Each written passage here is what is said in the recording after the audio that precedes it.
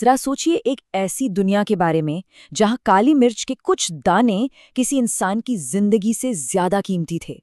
ये कोई कहानी नहीं है बल्कि हकीकत है। ये वो दास्तान है कि कैसे मसालों की एक छोटी सी चाहत यूरोप की बड़ी बड़ी ताकतों को भारत के दरवाजे तक खींच लाई और फिर इस मुल्क की किस्मत हमेशा हमेशा के लिए बदल गई। तो सवाल ये उठता है कि आखिर मसालों में ऐसा क्या था। दरअसल इसकी शुरुआत एक बहुत ही सीधी लेकिन बेहद शक्तिशाली आर्थिक समस्या से होती है।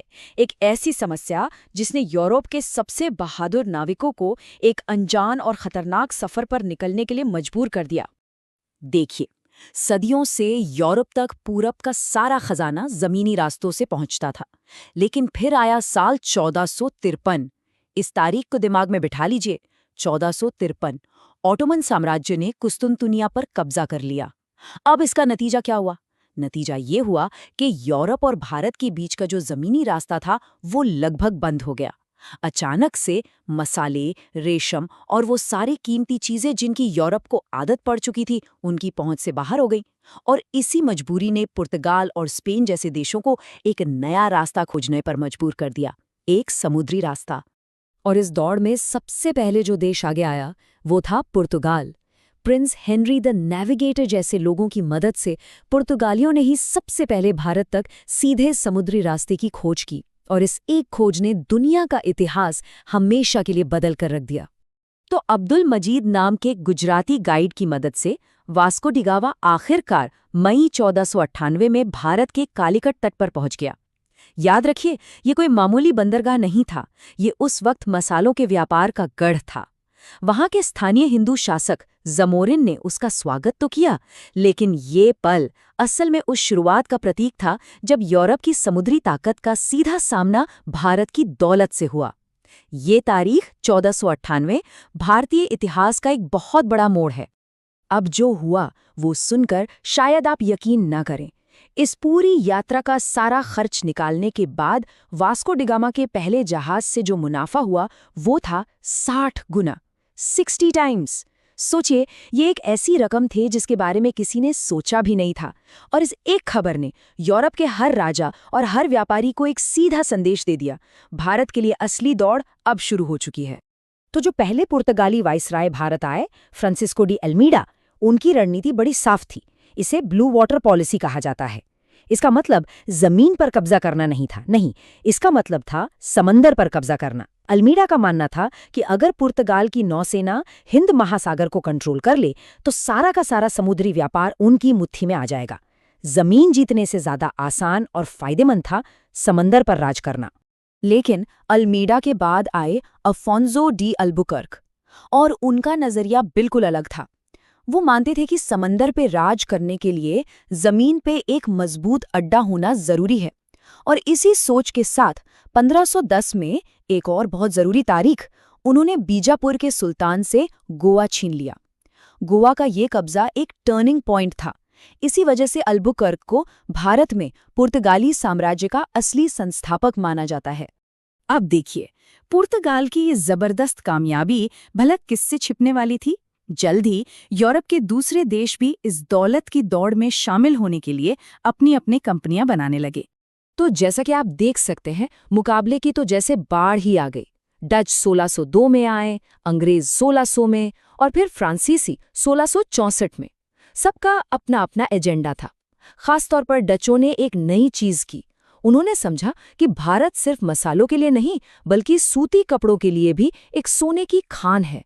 उन्होंने यहाँ से कपड़े खरीदकर उन्हें एशिया के दूसरे हिस्सों में बेचना शुरू किया और एक नया बहुत बड़ा बाजार खड़ा कर दिया। हालांकि डच व्यापारी बहुत ताकतवर थे, लेकिन उनका असली फोकस, उनका जो मेन टारगेट था, वो भारत नहीं था। वो इंडोनेशिया के मसाला द्वीपों पर अपना साम्राज्य बनाना चाहते थे, और उनके इसी फैसले ने भारत में एक पावर वैक्यूम यानी एक खाली जगह छोड़ दी, एक ऐसा मौका जिसका फायदा उठाने के लिए अंग्रेज पूरी तरह से तैयार थे। तो चलिए अब बात करते हैं इंग्लिश ईस्ट इंडिया कंपनी की, और देखते हैं कि कैसे कुछ लड़ाइयों और कुछ राजनीतिक सौदों ने उन्हें इस खेल का सबसे बड़ा खिलाड़ी बना दिया। अंग्रेजों के दबदबे की शुरुआत हुई 1611 में स्वाली की लड़ाई से। यहाँ एक छोटे से अंग्रेजी बेड़े ने एक बहुत बड़ी पुर्तगाली फौज को बुरी तरह हरा दिया। समंदर में ताकत का ये प्रदर्शन देखकर मुगल बादशाह जहांगीर बहुत इम्प्रेस हुए और इसी के बाद 1613 में उन्होंने अंग्रेजों को सूरत में अपनी पहली परमानेंट फैक्ट्री यानी एक किलाबंद ट्रेडिंग पोस्ट बनाने की इजाजत दे दी। लेकिन असली पासा पलटा साल 1717 में। मुगल बादशाह फर्रुखसियर ने एक शाही फरमान जारी किया, जिसे कंपनी का मैग्ना कार्टा भी कहते हैं। अब समझिए ये इतना बड़ा गेम चेंजर क्यों था। इस फरमान के मुताबिक कंपनी को सिर्फ 3,000 रुपए सालाना देकर बंगाल जैसे अमीर सूबे में बिना कोई कस्टम ड्यूटी यानी बिना कोई टैक्स दिए व्यापार करने की पूरी आज़ादी मिल गई। जरा सोचिए, आपके सारे कॉम्पिटिटर्स को टैक्स देना पड़ रहा है और आपको नहीं। जाहिर है बाजार पर कब्जा आपका ही होगा। तो अब तक पुर्तगाली कमजोर पड़ चुके थे, डच का ध्यान इंडोनेशिया पर था, तो मैदान में कौन बचा? सिर्फ 2 बड़े खिलाड़ी, ब्रिटेन और फ्रांस। और अब भारत की किस्मत का फैसला इन्हीं दोनों की दुश्मनी से होना था। और फ्रांसीसी खेमे के जो मास्टरमाइंड थे वो थे गवर्नर जोसेफ फ्रांसवा डुप्ले। वो भारतीय राजनीति के माहिर खिलाड़ी थे और उन्होंने एक बड़ी चालाक रणनीति अपनाई। वो भारतीय राजाओं के आपसी झगड़ों में दखल देते थे और किसी एक पक्ष को अपनी छोटी लेकिन अनुशासित फौज उधार दे देते थे। इससे वो जिसे चाहते उसे राजा या नवाब बना देते थे और फिर वो शासक फ्रांसीसियों की कठपुतली बनकर रह जाता था। एक तरह से वो किंग मेकर बन गए थे और उनकी इस तरकीब को अंग्रेजों ने बहुत ध्यान से देखा और सीखा। लेकिन आखिर में खेल बहुत तेजी से बदला। साल 1759 बेदरा की लड़ाई। रॉबर्ट क्लाइव की अगुवाई में अंग्रेजों ने डचों को ऐसी हार दी कि भारत में उनकी ताकत हमेशा के लिए टूट गई। 3 बड़े खिलाड़ियों में से एक अब खेल से पूरी तरह बाहर हो चुका था। और ठीक 1 साल बाद 1760 में आया आखिरी और निर्णायक मुकाबला, वांडीवाश की लड़ाई। इस लड़ाई में अंग्रेजों ने फ्रांसीसियों को पूरी तरह से कुचल दिया। इस एक हार ने भारत में फ्रांसीसियों के सारे राजनीतिक सपनों को चकनाचूर कर दिया। अब मुकाबला खत्म हो चुका था। तो सबसे जरूरी बात यह है कि 1760 तक आते आते भारत पर कब्जे की यूरोपीय दौड़ खत्म हो चुकी थी। सिर्फ 2 लड़ाइयां 1 साल के अंदर, और अंग्रेजों ने अपने दोनों आखिरी यूरोपीय दुश्मनों को मैदान से बाहर कर दिया था। अब मैदान में सिर्फ एक ही विजेता खड़ा था, इंग्लिश ईस्ट इंडिया कंपनी। इस जीत ने एक नए अध्याय की नींव रखी। एक व्यापारी कंपनी अब एक शाही ताकत बनने की राह पर थी।